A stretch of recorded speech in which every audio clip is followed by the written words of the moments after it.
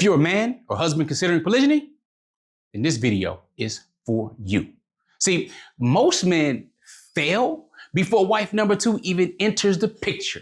I'm going to dig into that. See, many men think that the reason polygyny fails is because of women. They lack the understanding on the problem is frame and where they're located on it, period. Warning, what you're about to hear may challenge your beliefs, confront your excuses, and expose where your frame may be weak. Good, because comfort doesn't build leaders. Truth doesn't follow trends, and legacy was never meant for the crowd. Our content is made for men and women who value truth over trends, structure and substance over style, and legacy over likes. If that speaks to you, welcome to Outstanding Personal Relationships. I'm Coach Nazir. Let's get it. So what do I mean by that? All right, first of all, what's frame, right? Or matter of fact, let's back it up even a little before that. Who are you? Well, I'm Coach Nazir. All right, I've been successfully married in polygyny for over 16 years. Been married in total, starting with monogamy, of course, you got to start with 1 before 2, for over 31 years. With that being said, a little bit of experience, all right? So in 2-0, thankfully. I don't say any of that to impress you, but to really impress upon you that what I'm speaking to you about are not hypotheticals. They're not internet theory. They're not, oh yeah, polygamy is a trend of the day, if you will. And yes, I know the difference between polygamy and polygyny. Polygamy is the overarching term, spouse married to multiple spouses, while specifically a man married to multiple wives is polygyny, which is what I practice. With that being said, when I say frame, this is what I mean. How a man generally messes up to begin with because he wants to lead a level 7 vision with level 3 leadership. All right. This is exactly what that looks like. See, a level 7 vision, if you will, is looking and thinking generationally. That's already being a king in your own home, not just for the sake of being or because you're the man or you're the imam of the house, but because you've already built something, you protect something. You've already demonstrated your ability to lead, to provide, to protect. All right. And not just for yourself in your immediate family, but you're thinking down the line, which is legacy. Now, many times when men talk about it, it's a wish. And I get it. You have to start somewhere. You have that desire somewhere. But see, you can't lead level 7 vision with level 3 discipline or lack thereof. Now, going through the exact spectrum code from level 7 all the way down to level 1, I'm not going to get into all of those details here with you today. But I want you to understand, being at level 3 discipline, you cannot lead level 7 vision. You have to increase your personal growth, your leadership abilities, period. Because being a cynical or a C3, which is really a cynical, is that person, that man has a lot of excuses. And if you know what I say about excuses, they're poor reasons to be useless. See, many joke too much. As an example, let me just share. They joke, oh yeah, well, you keep acting like that, I'm gonna get another wife. Ha ha ha type stuff. Oh, you believe the brother said this and yeah, he has 2 wives and woo, and you joke about it around the house. You dismiss it as though it's not a serious form of marriage, kind of like how your current one is. Or you allow things to be said, oh, men just married because they want to follow their lustful desires and stuff like that and woo woo. Even if you're unprepared for it, it's not something to joke about. You just joke about your own personal marriage if you're monogamy or marriage, period. See, there are certain things we take serious. And one of those is being a husband, being that protector, being that provider, being that leader. So one thing that takes from your leadership is joking about subjects that are very serious, especially some subjects that you want to take advantage of, that you want to participate in when the time comes. Now, I know some men like, oh, I'm not into polygamy, this and this and that, but not because they don't desire it. It's because they don't qualify for it or they don't desire the responsibility that comes with it. Many will cheat or they'll play around, they'll do all types of other stuff. And women will allow that, unfortunately. But taking care of another wife, another family, having that responsibility, no. Many people aren't going to seek responsibility. I think the saying goes, why buy the cow when you get the milk for free? Unfortunately, that's the society we live in. Very immoral. Now, you know us, outstanding personal relationships, we are pro morals. So one, you impact your leadership negatively by joking about very serious matters like marriage and polygyny. So before you even get to the discussion about an additional wife, there's a problem. Let me give you an example. Back in 1998, probably before you were born, or maybe you were pretty young, I don't know. But I used to do music back at the time, right? So in one of the songs, I put something about living under Islam, like an Islamic state and so on and so forth, and having four wives and providing them with justice, right? So I'm talking about married to 4 women. At the time, I was newly married 3 years and talking about polygyny. Now, I didn't know anyone that practiced it. That wasn't even necessarily in my goals, but that was something that was off kind of into the future, if you will, right? Kind of like a wish. So that led to a discussion. Discussion I was not prepared for. If what I'm saying is hitting harder than expected, there's a reason. See, most men were never taught how to introduce difficult conversations, especially about polygyny, without collapsing emotionally, over-explaining, falling prey to the tears, and losing control of frame. That's exactly why I created the Forbidden Conversation Playbook. How men of value introduce polygyny without losing respect, their families, or their frame.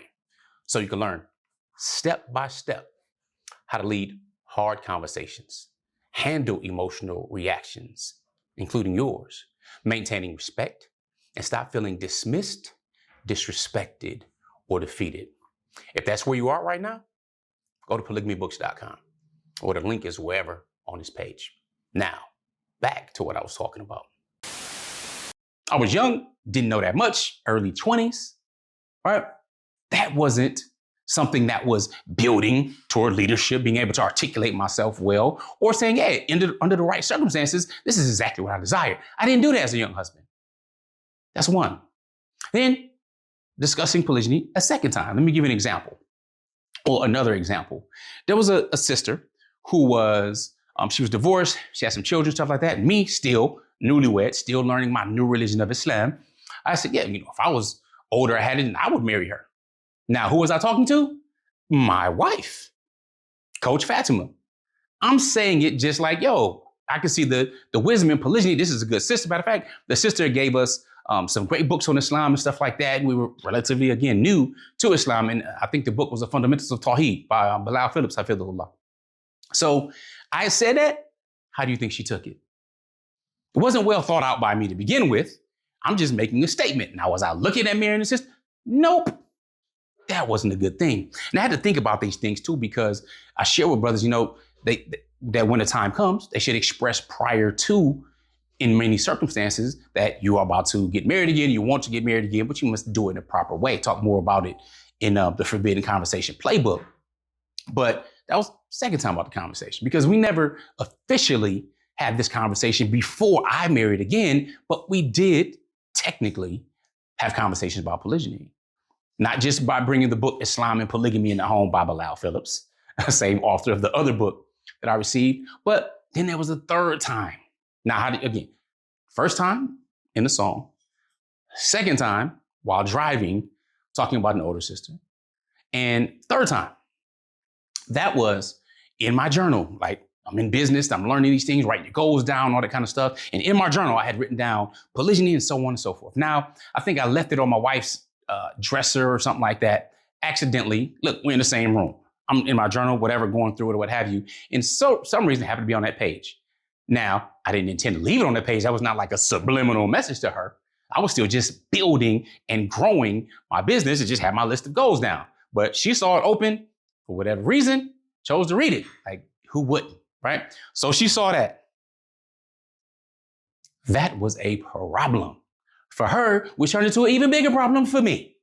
In my own journal, my personal journal, personal goals, one of those was that marry multiple wives. I don't know what the specific goal was, whether it's 2 wives or 4 wives, probably was 4, right? You want to max out, right? You want to dream big and everything else. So I had this in there, which led to a very spirited debate. Some may say an argument, some may say a blow up, whatever. But all I know is I felt like, I wasn't prepared for this. She feels blindsided. There were no plans, none of this stuff, other than my intention to maybe in the future have something like that.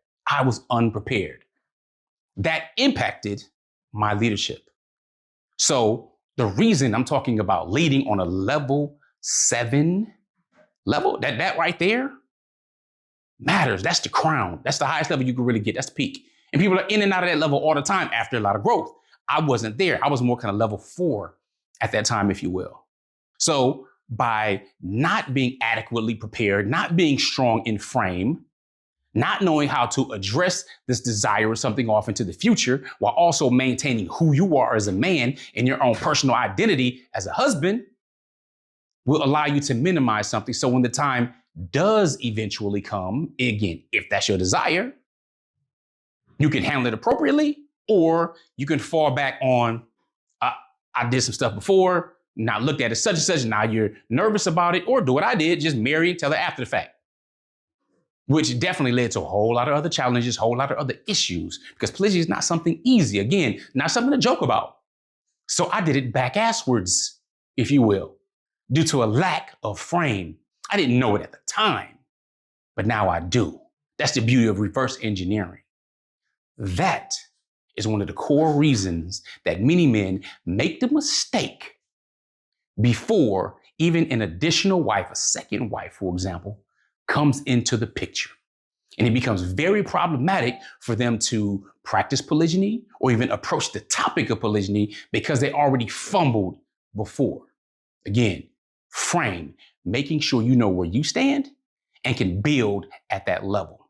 So if that makes sense to you, what I suggest you do, go to polygamyquiz.com. See where you stand, whether you're a man, whether you're a woman. We have an assessment for both.